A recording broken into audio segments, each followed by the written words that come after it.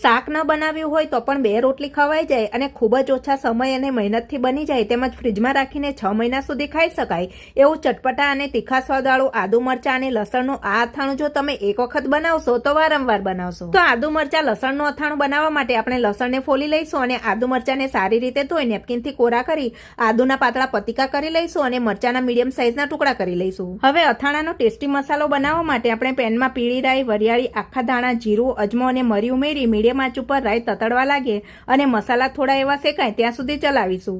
અહીં તમે પીળી રાઈની જગ્યાએ સાદી રાઈ પણ વાપરી શકો છો. મસાલા થોડા શેકાઈ જાય એટલે ગેસ બંધ કરી મસાલાને આપણે ડીશમાં કાઢી લઈશું અને થોડીવાર ઠંડા પડવા દઈશું.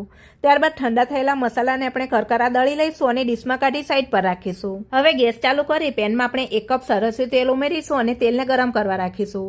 સરસિયા તેલની જગ્યાએ તમે સિંગ તેલનો ઉપયોગ કરીને પણ આ અથાણું બનાવી શકો છો. તેલ મીડિયમ એવું ગરમ થાય એટલે ગેસ બંધ કરી ગરમ તેલમાં આપણે કલોંજીના બી અને હિંગ ઉમેરીશું. હિંગ થોડી ફૂલી જાય એટલે તેલમાં આપણે લસણ અને આદુ ઉમેરી તેને થોડીવાર ચલાવીશું જેથી બંનેની કચાશ દૂર થશે.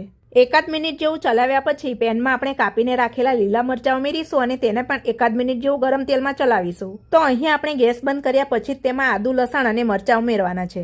તેમજ તેને વધારે પડતા લાલ પણ નથી થવા દેવાના. ત્યારબાદ ગેસ બંધ રાખીને જ આપણે પેનમાં તૈયાર કરીને રાખેલો કકરો મસાલો, હળદર, મીઠું અને અથાણાનો રંગ સરસ આવે એ માટે થોડું કશ્મીરી લાલ મરચું ઉમેરી મસાલાને ફટાફટ તેલમાં મિક્સ કરી લઈશું અને પેનને નીચે ઉતારી અથાણાને થોડું ઠંડુ પડવા દઈશું. અથાણું ઠંડુ પડી જાય એટલે અથાણામાં આપણે 2 લીંબુનો રસ ઉમેરી મિક્સ કરી લઈશું. લીંબુનો રસ અથાણાને ચટપટું પણ બનાવશે અને લાંબો સમય સુધી ખરાબ પણ નહીં થવા દે. લીંબુનો રસ મિક્સ થઈ જાય એટલે આપણું ઝટપટ બની જાય તેવું સ્વાદિષ્ટ આદુ, લસણ, મરચાંનું અથાણું તૈયાર થઈ જશે, જેને આપણે કાચની સ્વચ્છ બોટલમાં ભરી લઈશું અને ફ્રીજમાં સ્ટોર કરી ખાવાના ઉપયોગમાં લઈશું.